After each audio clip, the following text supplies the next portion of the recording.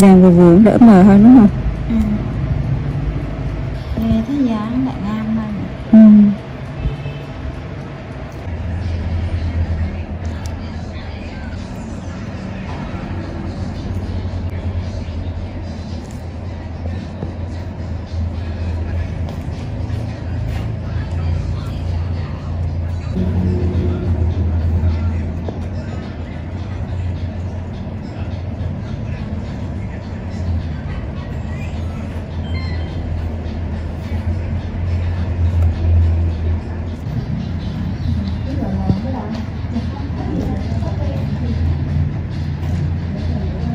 Quá bị mụn này.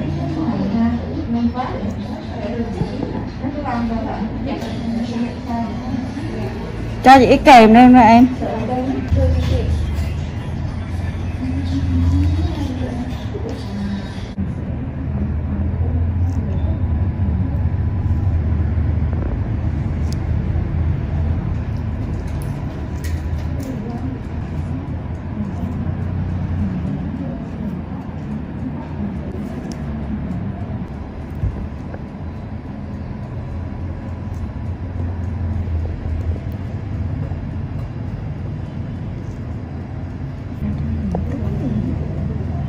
Là cái da mặt nó bị tước à.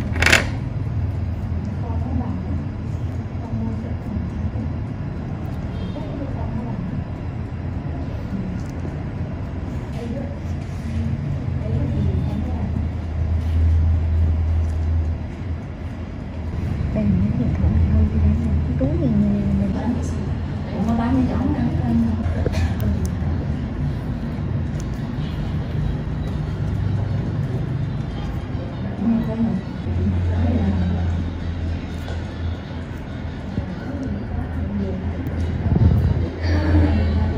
Nhỏ đúng không?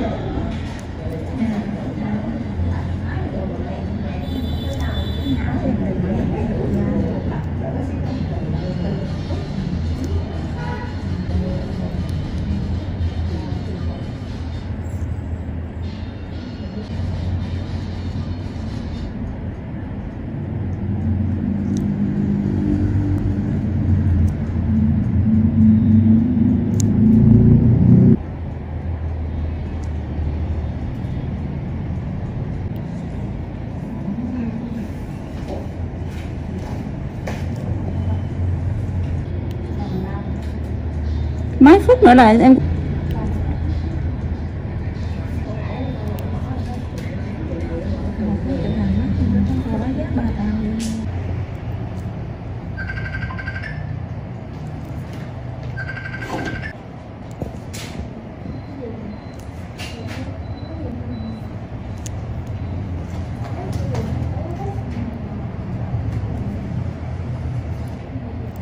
Hút đi hình không sao. Hút mài của chị à? Có 1 phút. Đi viện hiện Tết mà ấy là sớm làm được tháng 5 rồi lấy Dạ. chỉnh luôn. Bắt đầu mà làm lại được á là tới khi nó em sẽ hẹn chị 2 tháng sau hoặc là hơn 2 tháng sau mới làm. Làm À, bác sao mà hồi đó chị làm mà nói hả còn cái đi khác không bao giờ xóa giờ làm luôn chị cũng sao. Còn cái đi ra mà phải xóa nhau kia đấy cái đi phải làm cái chuyện cái tiền mà xóa kỹ kìa đấy không. em hổ thiệt cái chứ chị em thấy dặm lại một và 6 hộp như vậy. vấn đề không phải kiên quá. Chị em thấy cái này mực của chị muốn lầu lên luôn nè mà hổ à.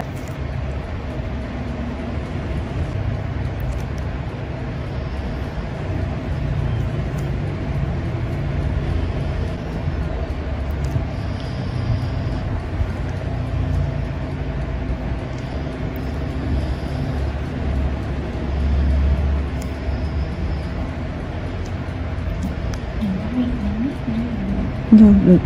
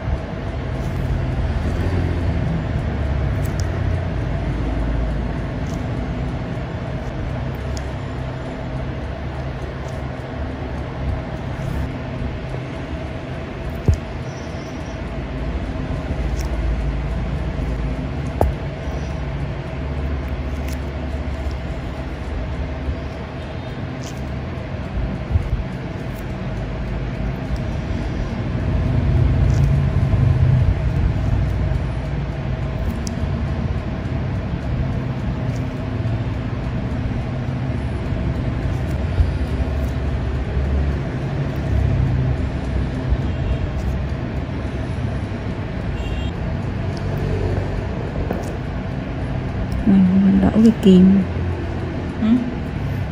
Mình đổ cái kim miếng đùi này.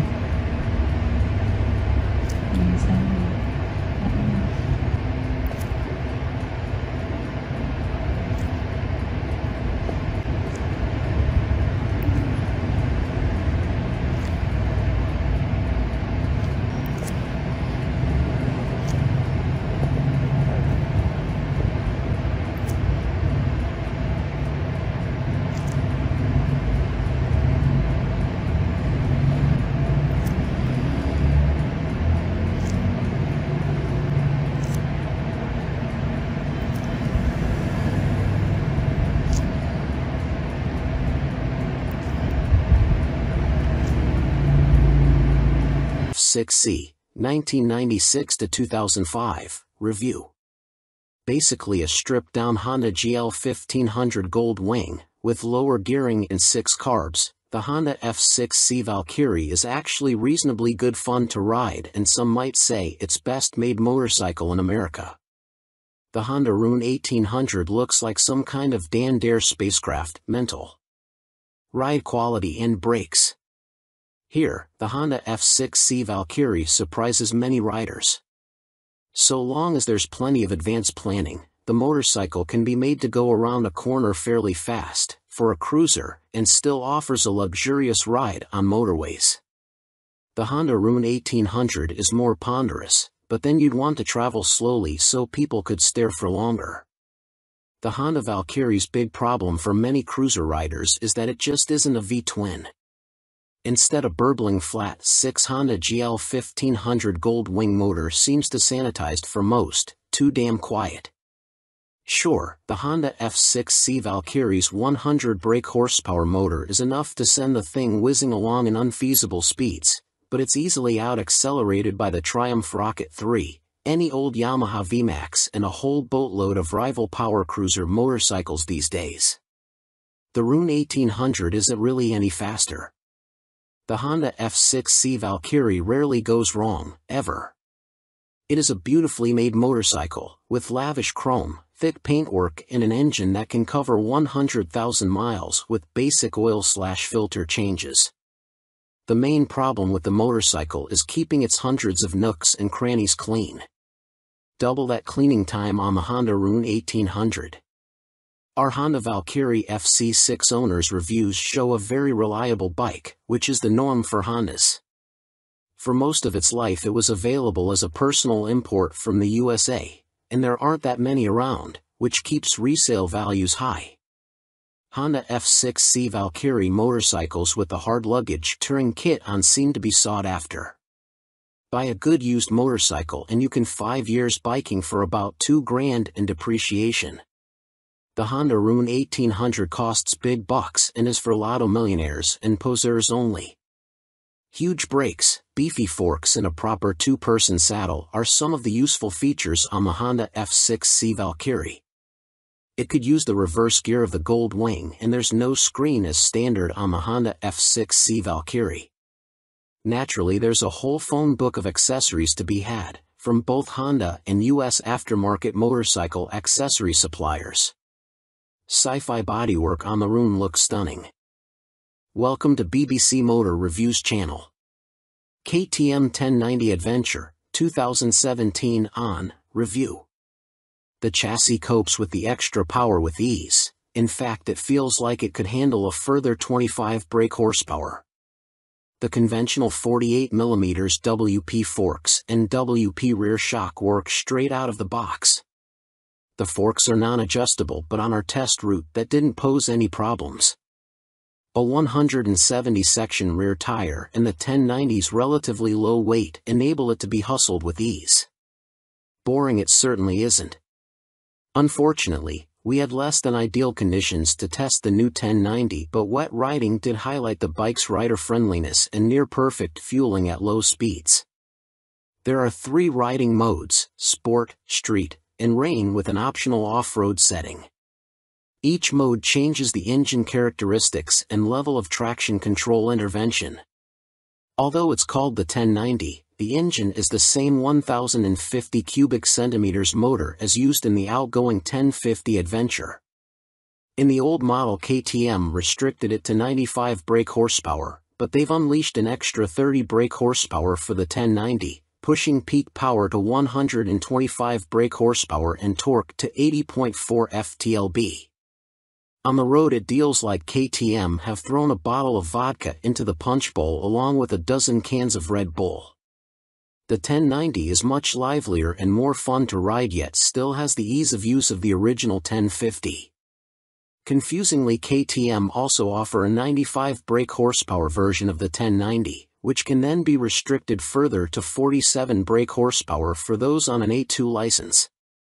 KTM's LC8 engine is a proven motor by now, with few problems to report, and KTM's Adventure family are well built.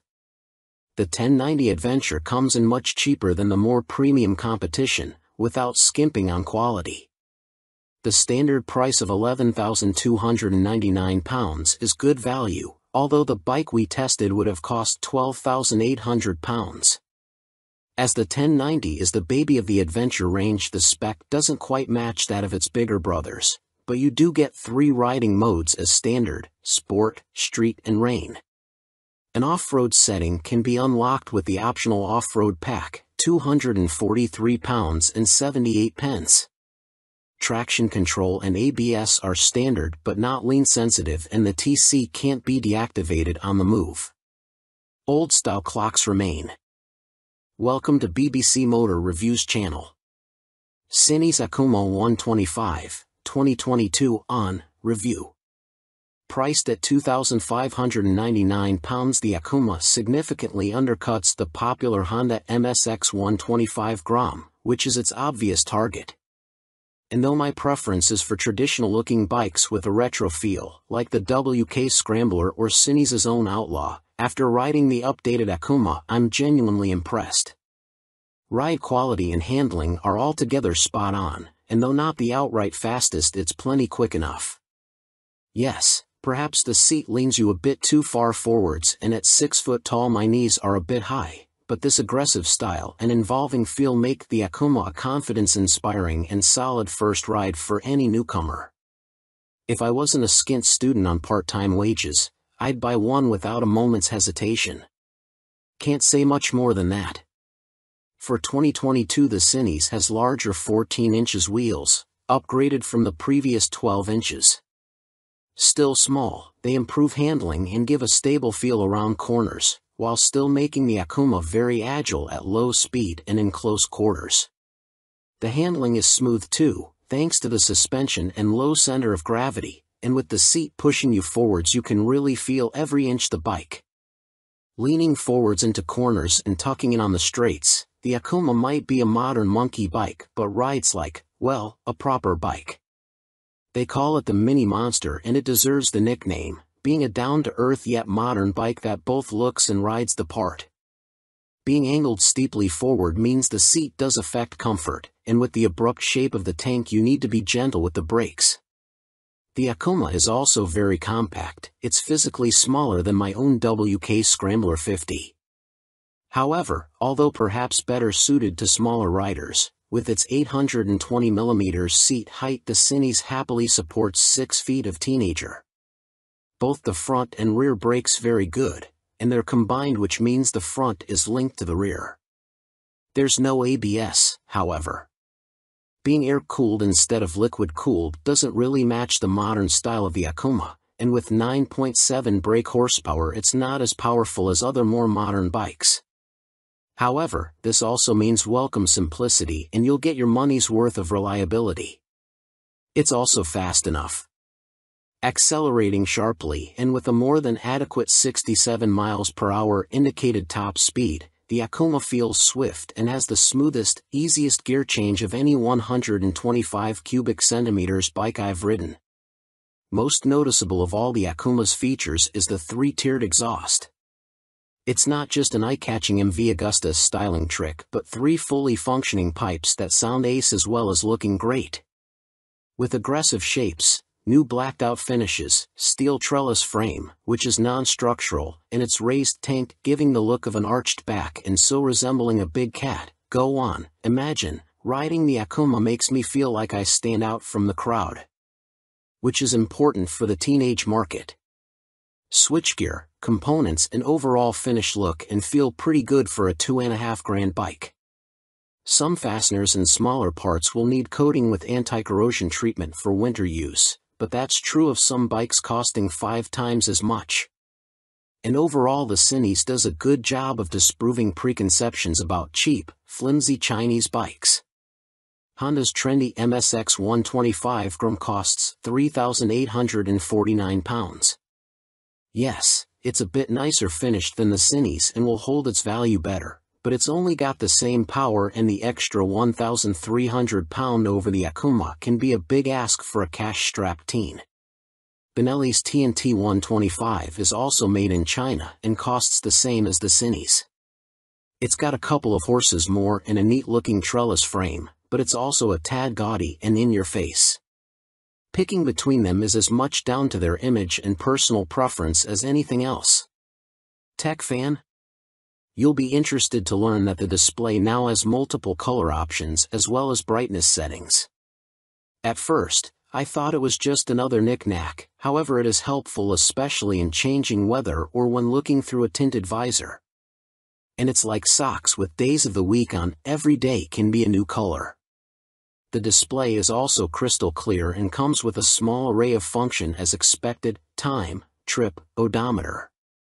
Something that I quite like are the large buttons that the Cines uses. None of this tapping the wrong control malarkey, just big simple buttons, easy as you like. 2019, Cines Akuma launched late in the year as a 2020 model.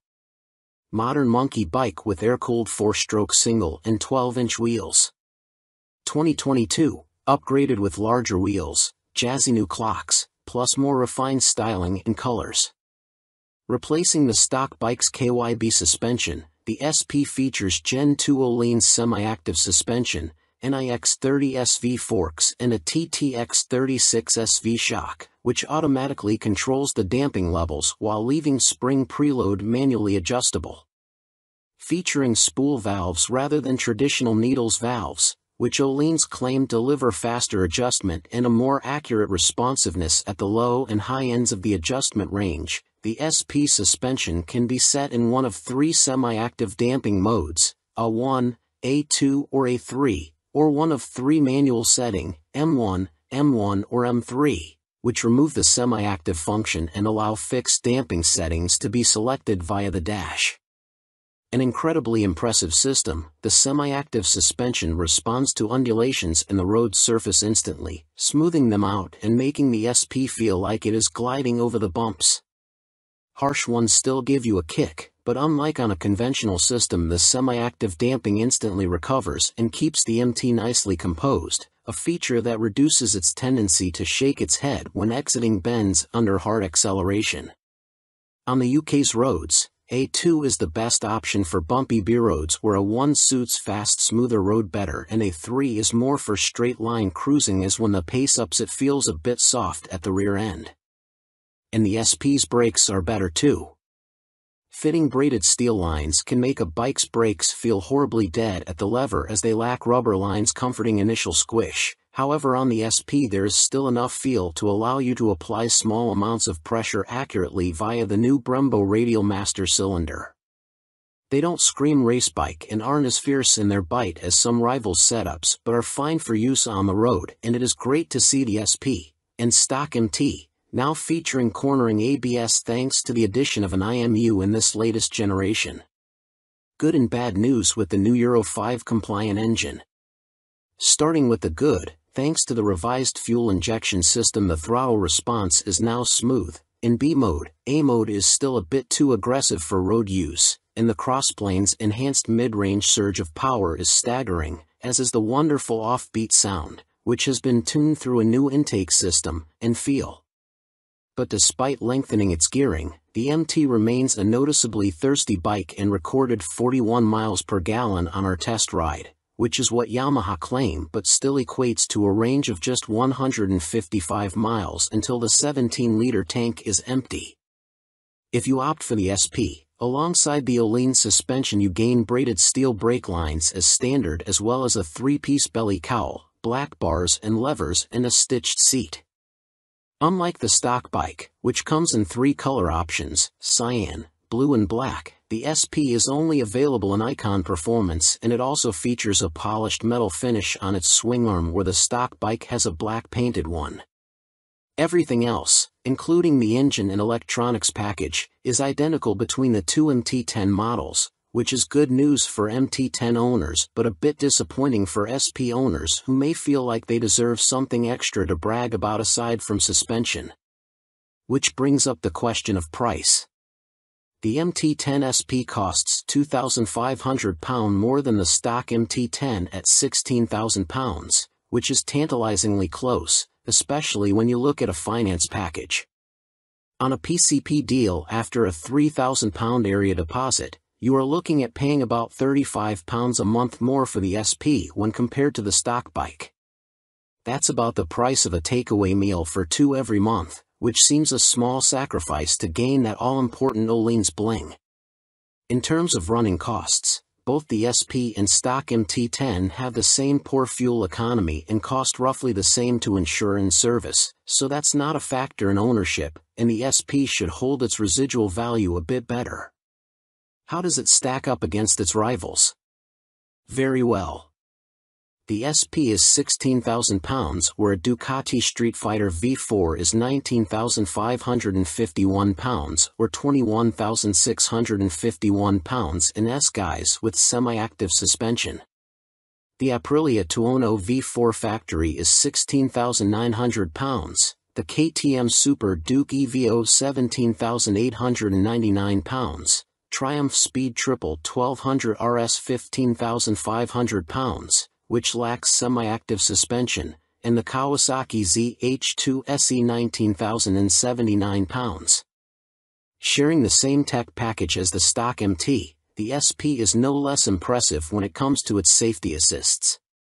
Thanks to a 6-axis IMU you get cornering ABS and TC as well as slide control and anti-wheelie that sit alongside an up/down shifter, engine braking control, cruise control and variable power modes, all of which are controlled via the new 4.2-inch color TFT dash, which lacks connectivity.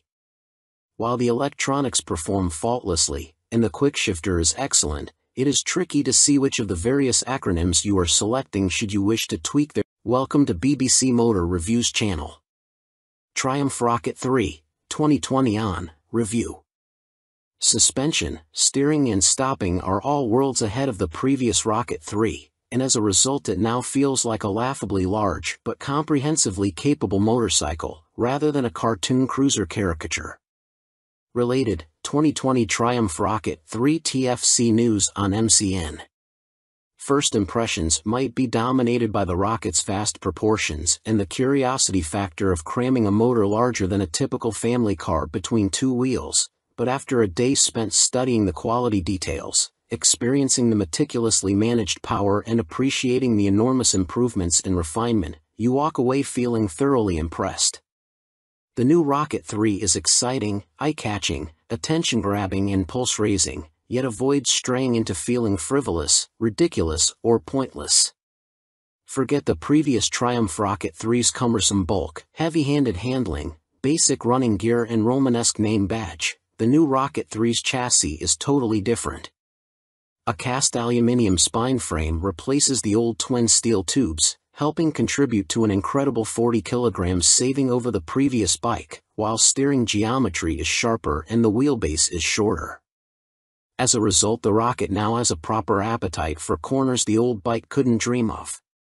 Turn-in is easy, holding a line mid-corner needs little inside bar pressure, and flick-flacking from full lean left to right, and still ending up where you intended, is absurdly accurate for a bike with a fueled weight north of 320 kilograms.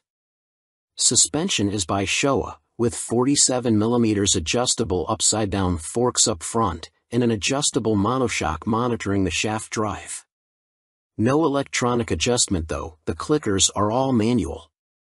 The front's set pretty firm, meaning you can haul hard on the flagship Brembo Stylema front brakes. Even the rear brake is a 4-pot radially mounted caliper, to generate huge stopping force without the bike trying to tie itself in knots. Ride quality is generally good, though the short travel shock, just 107mm, has to work hard and can feel bouncy.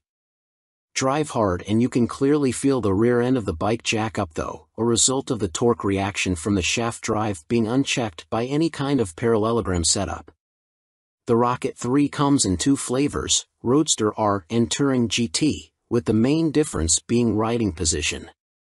The R has a higher seat, mid-set foot pegs and narrower bars, giving a more aggressive Street Fighter stance, while the GT's lower seat, feet-forward controls and wider, higher bars give a relaxed, cruiser feel.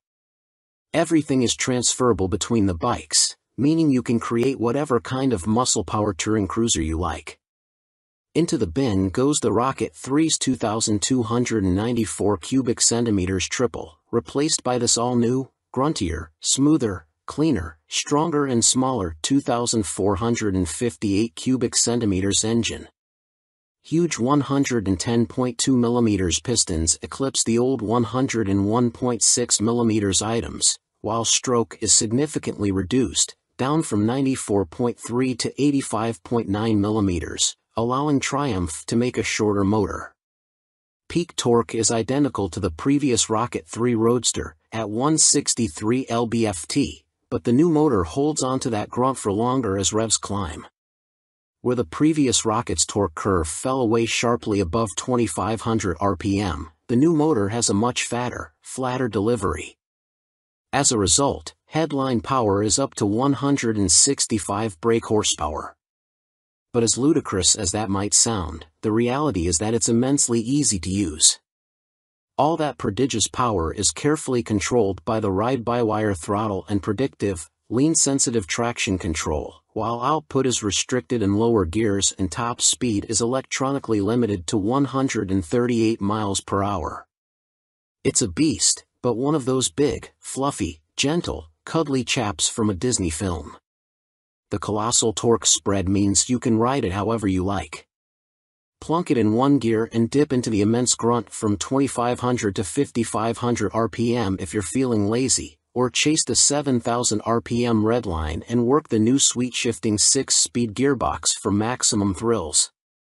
There's even an optional two-way quickshifter in Triumph's accessory catalog, if you like changing clutchlessly. It's a completely new machine from nose to tail, so only time and miles will deliver a verdict on reliability. Service intervals are set at a car like 10,000 miles, suggesting the motor is in a fairly mild state of tune and Triumph have confidence in it. Looking over the bike in the metal, everything appears high quality, as you'd expect for 20,000 pounds. The exhaust headers are a particular highlight, the welds look neat, while the hydroformed curves are apparently a huge pain to produce. Everything seems tucked away neatly, there are no vulgar cables or hoses dangling about anywhere, and wiring runs inside the handlebars. Details like the Monza-style petrol, coolant and oil filler caps are pleasing, while the clever flip-out pillion pegs are a neat design. Our Triumph Rocket 3 owners' reviews show there have been some issues for some buyers, in particular corrosion, electrical and mechanical problems. Seemingly the rear brake can often stop working, for example, and needs attention from a dealer. Have a good read through before going for a test ride. Clearly it's not a cheap bike, though an ultra-capacity extreme muscle cruiser never was going to be. The Rocket 3R is 19,500 pounds on the road, that includes almost all the gadgets, apart from the two-way quickshifter and the heated grips. The GT version, which includes the heated grips, a fly screen and a pillion backrest, is 20,200 pounds. Both are roughly on a par with Ducati's Diavel 1260S, 20,041 pounds. A Harley-Davidson Fat Bob 114 starts at 15,825 pounds, but doesn't have a fraction of the Triumph's tech, torque, pose or poise. If you want to go properly left field, a Moto Guzzi MGX21 is 19,999 pounds. Running costs probably won't be any kinder on the wallet.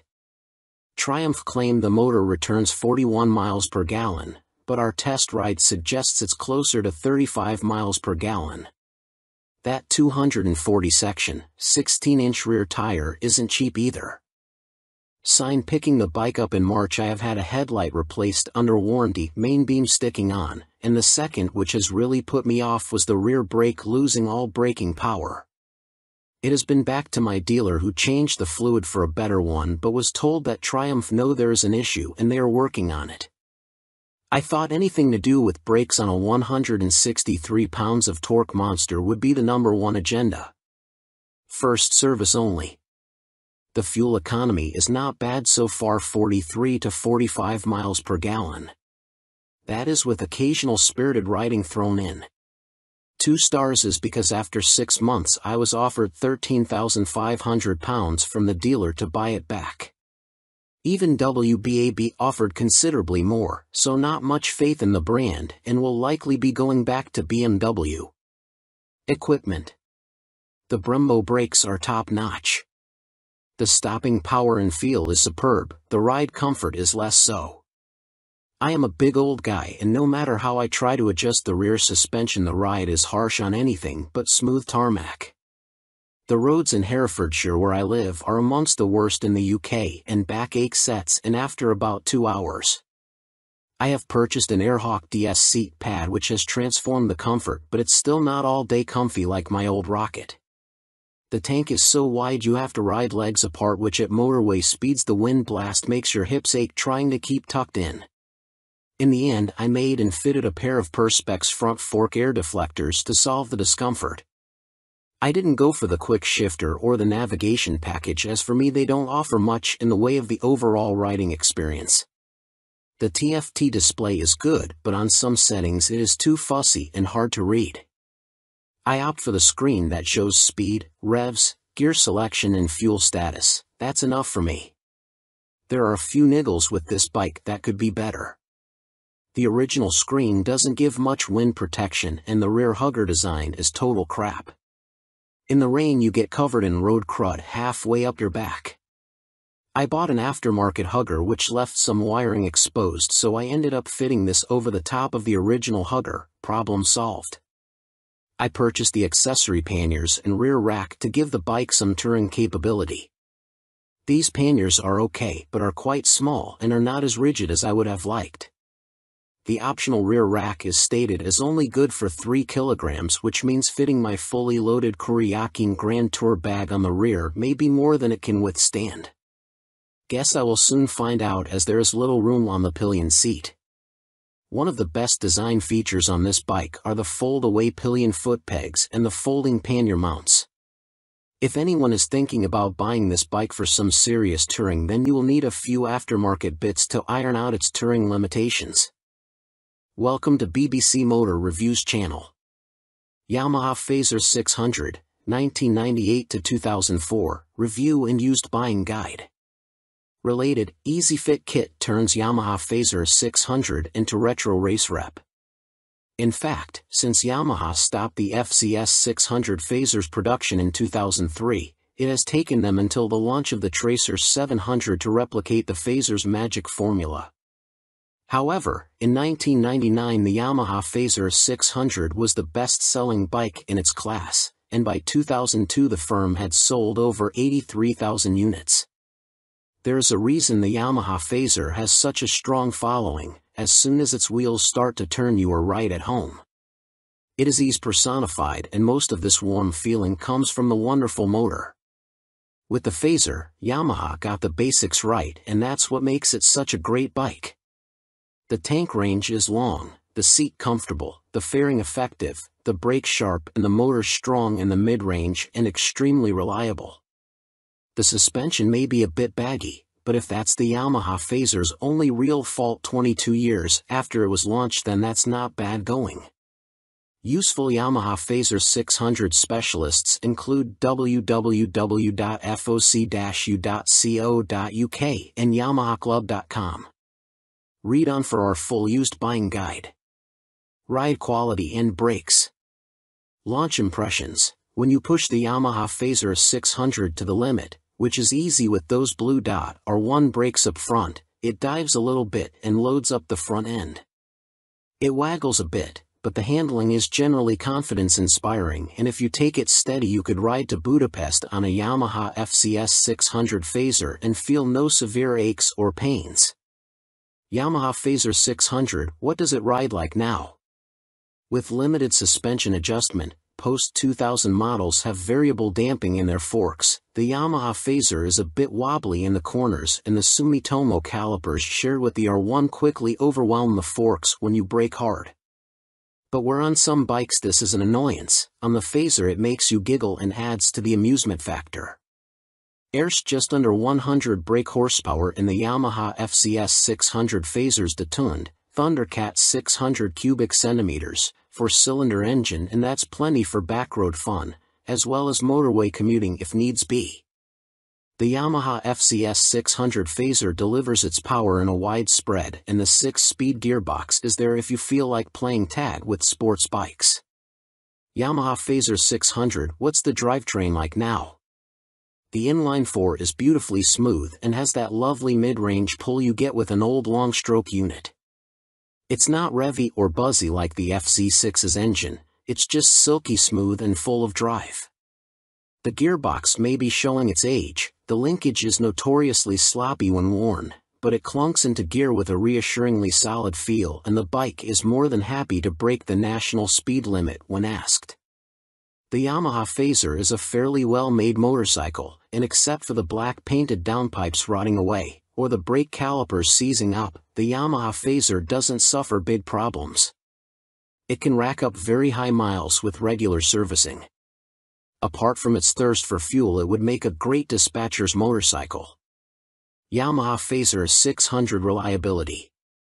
We've got a whopping 52 Yamaha Phaser 600 owners reviews on the site, and the bike scores 4.6 stars out of 5 overall, with the same score for build quality and reliability. This is an incredibly high score, meaning it's safe to say you can depend on the Phaser 600. Minor issues include the Phaser lacking more modern equipment such as more electronics, but this is an old bike now. You can't expect the world. Its value more than matches its spec. Yamaha Phaser 600 common problems. Early ignition barrels aren't very strong. Check it works smoothly and that the ignition key works the fuel cap and seat lock.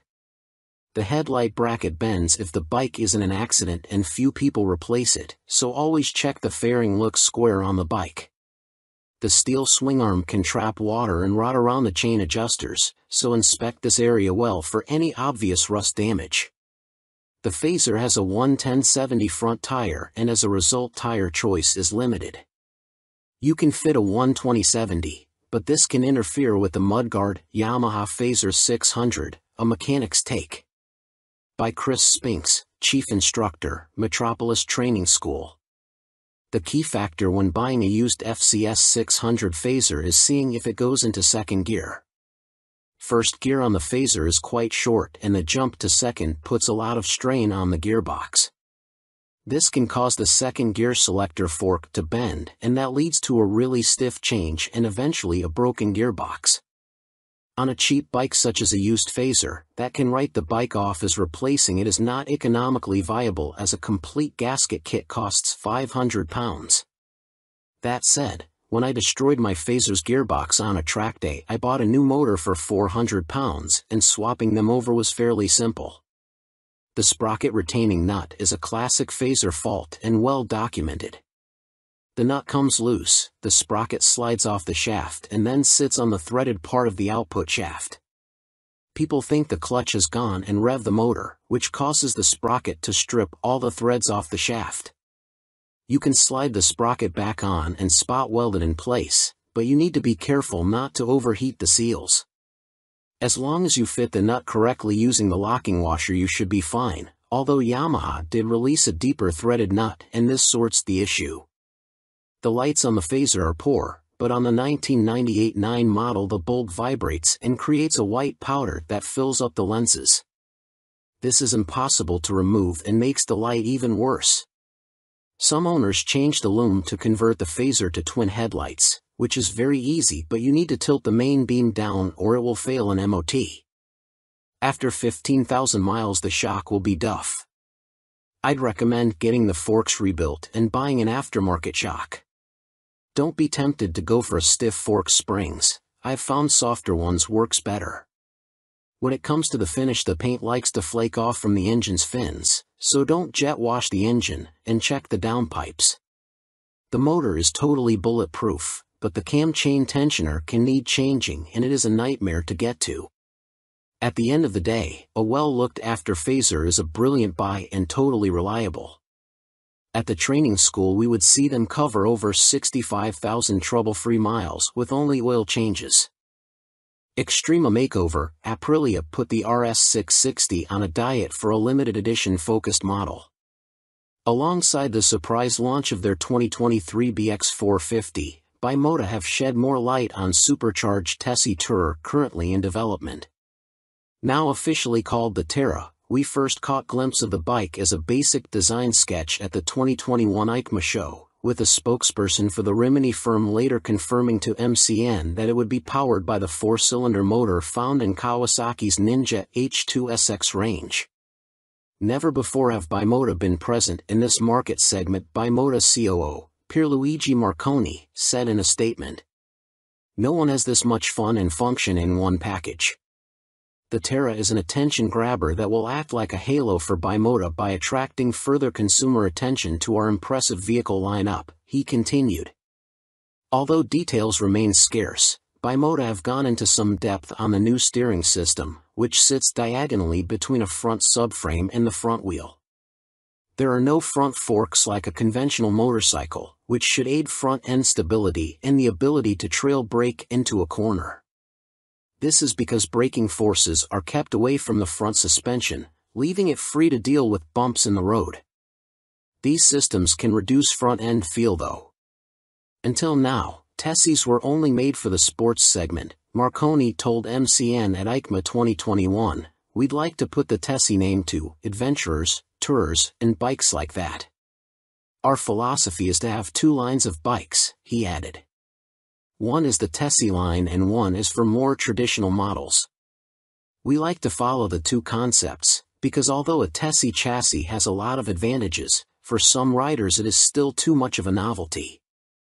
Alongside the funny front end, Bimota have also confirmed that the Terra will receive semi-active suspension developed in partnership with Marzocchi. The ride height can also be adjusted either manually or electronically by 30 mm. Also expect to find 5-spoke forged alloy wheels too, which should help to keep unsprung mass down. It went from first sketch to full-size model in few months using computer-aided design, Marconi continued. You ride some bikes because you have to, but you ride these Bimota because you want to. Terra will appeal to enthusiasts of all ages because the design draws you in, and the performance keeps you there. Superior performance. Brough Step Up Aston Martin partnership with more powerful AMB 001 Pro. Luxury boutique brand Brough Superior have once again teamed up with supercar experts Aston Martin to create yet another outrageous, limited-run track day machine. The AMB 001 Pro made its debut at the EICMA trade show in Milan and follows in the footsteps of the first-generation €98,000 AMB 001. Which entered the public consciousness back in autumn 2019 and has since sold out. The standard track-only 001 features a turbocharged 997 cubic centimeters liquid-cooled V-twin engine that sits as a stressed member in the chassis. The 175 kilograms, dry, Pro uses a CNC machine version of this unit as a stressed member with a claimed 25% increase in power to 221.9 brake horsepower. There's also carbon fiber bodywork said to be inspired by Aston Martin's 1,000 brake horsepower Cosworth-built 6.5-liter V12 Valkyrie AMR Pro hypercar. The success of its predecessor, coupled with the incredible Aston Martin Valkyrie AMR Pro, inspired us to get together again to create a new superbike, one that we know will excite our customers, Brough Superior CEO Thierry Henriette said.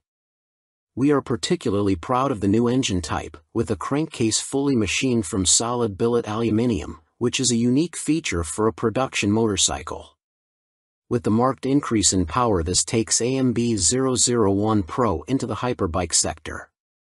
Machined from AL5000 solid billet aluminium alloy, the uprated motor also gets a new cylinder design, with wet cylinder liners for greater cooling, which should help with the longevity over prolonged hard use.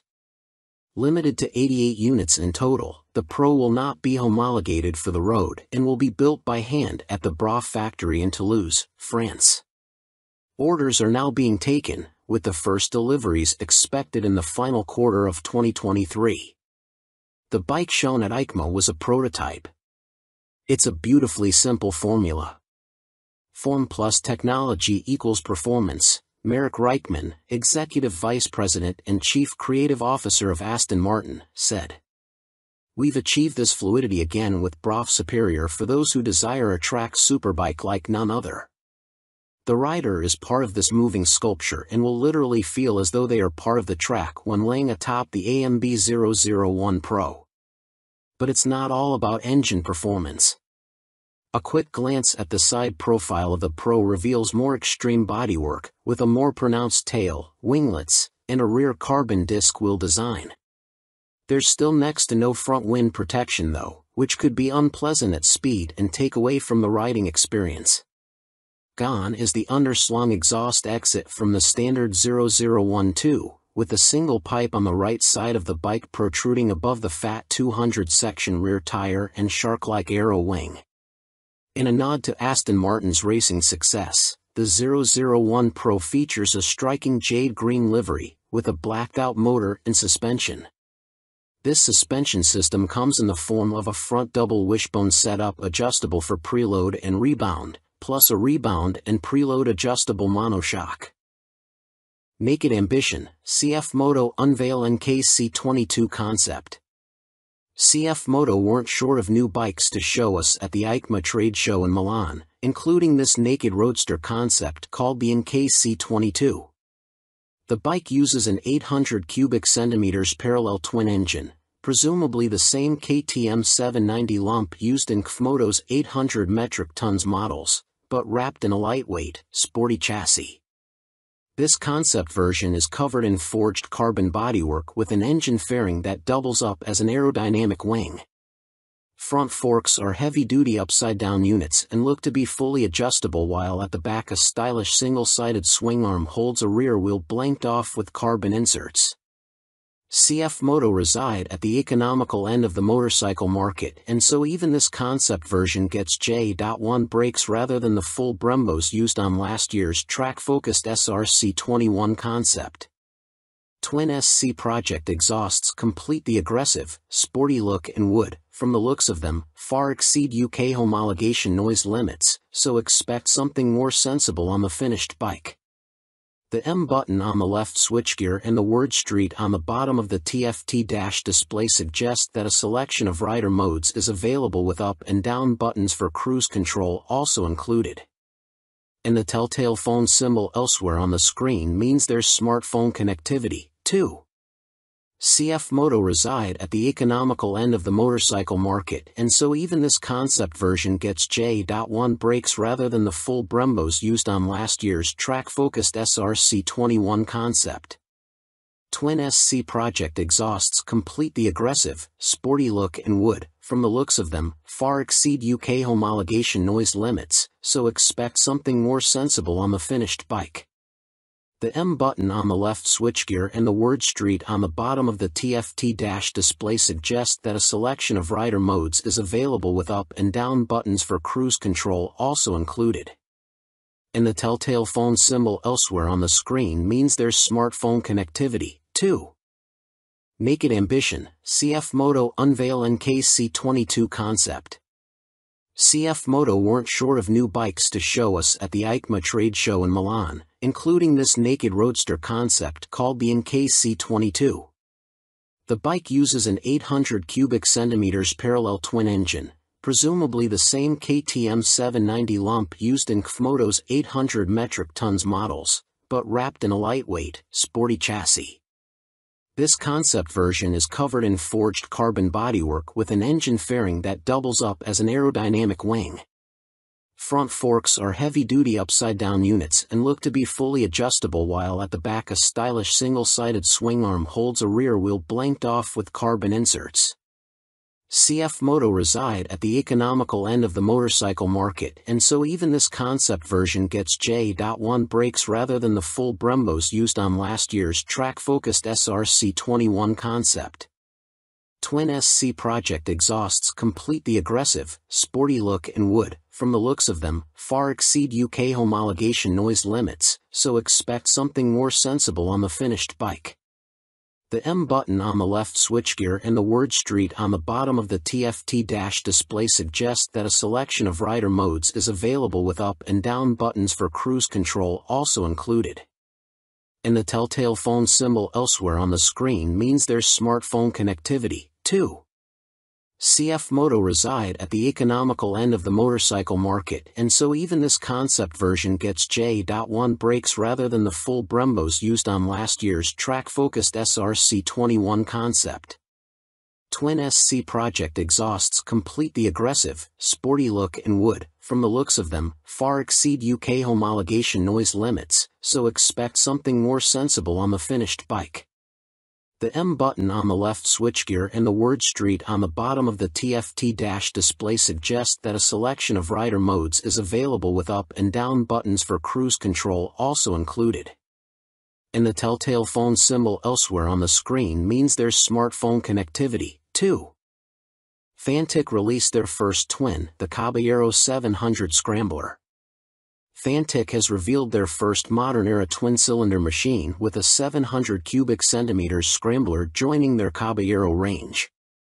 Fantic are making the most of their partnership with Yamaha, announced at the beginning of 2021, as the bike uses the 689 cubic centimeters, liquid-cooled Euro 5 engine seen in the MT-07, Tenere 700 and R7.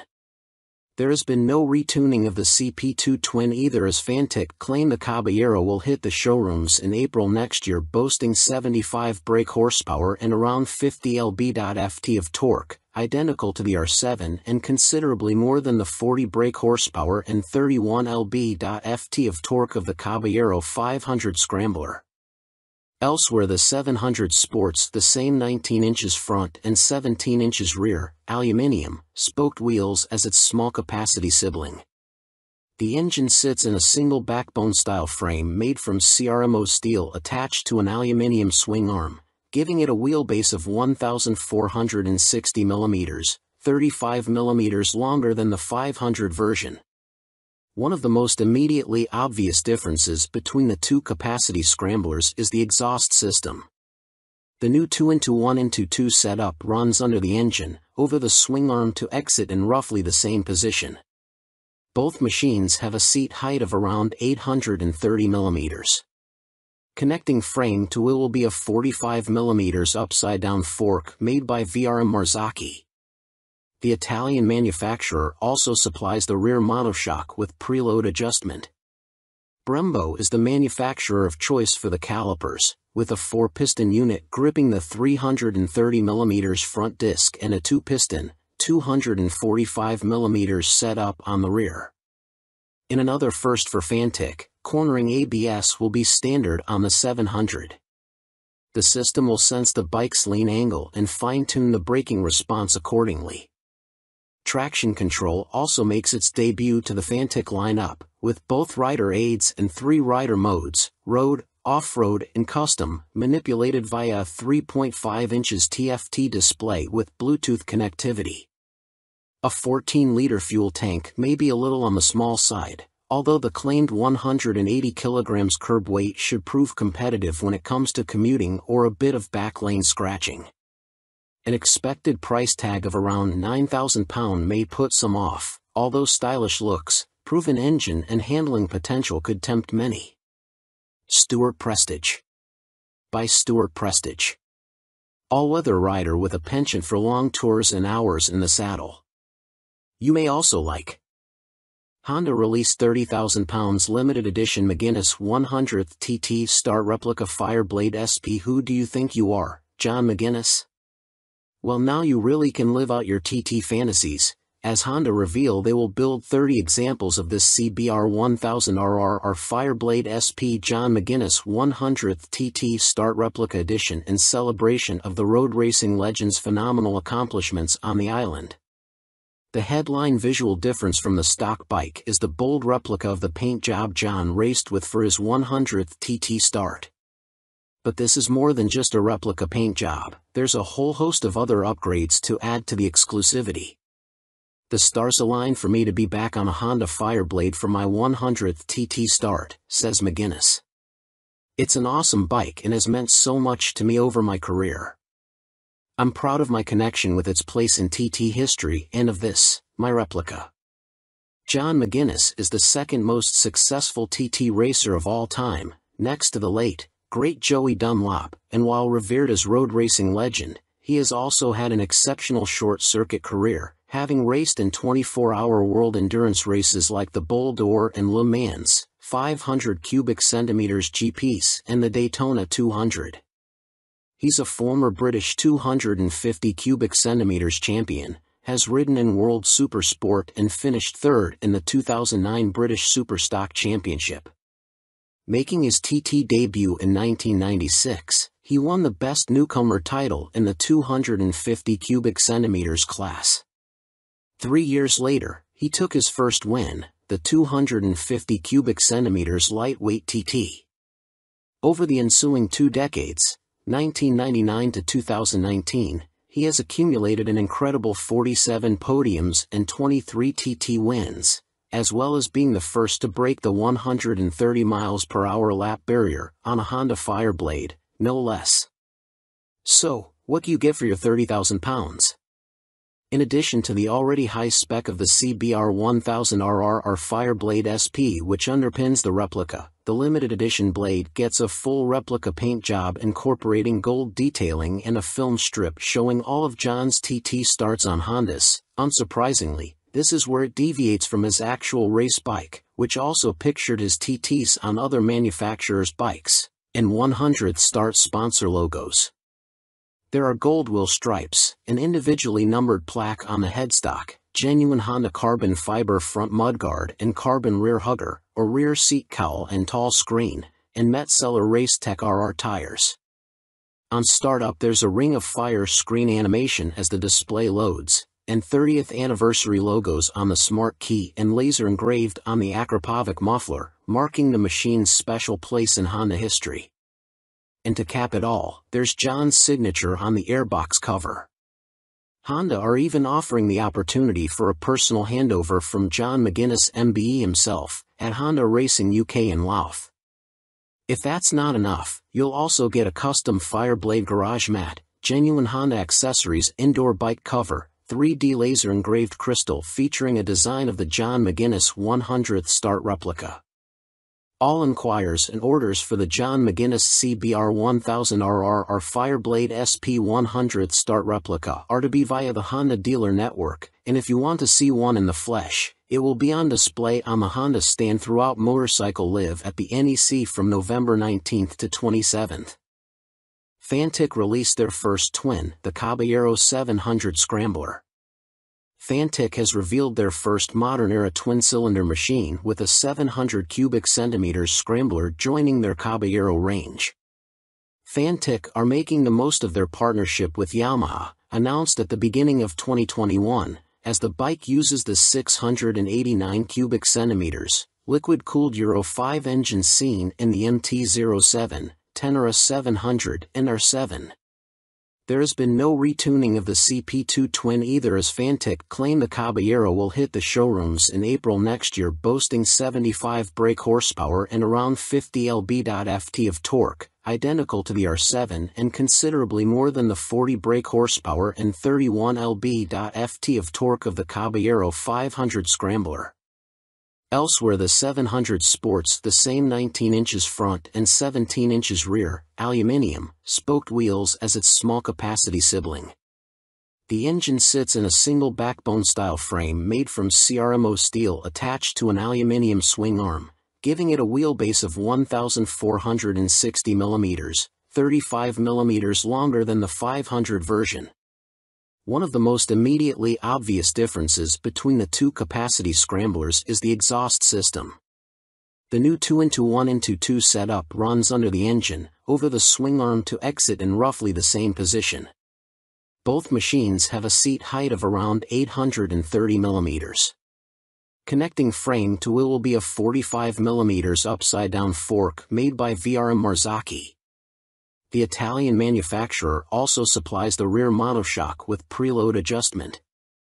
Brembo is the manufacturer of choice for the calipers, with a 4-piston unit gripping the 330 mm front disc and a 2-piston, 245 mm setup on the rear. In another first for Fantic, cornering ABS will be standard on the 700. The system will sense the bike's lean angle and fine-tune the braking response accordingly.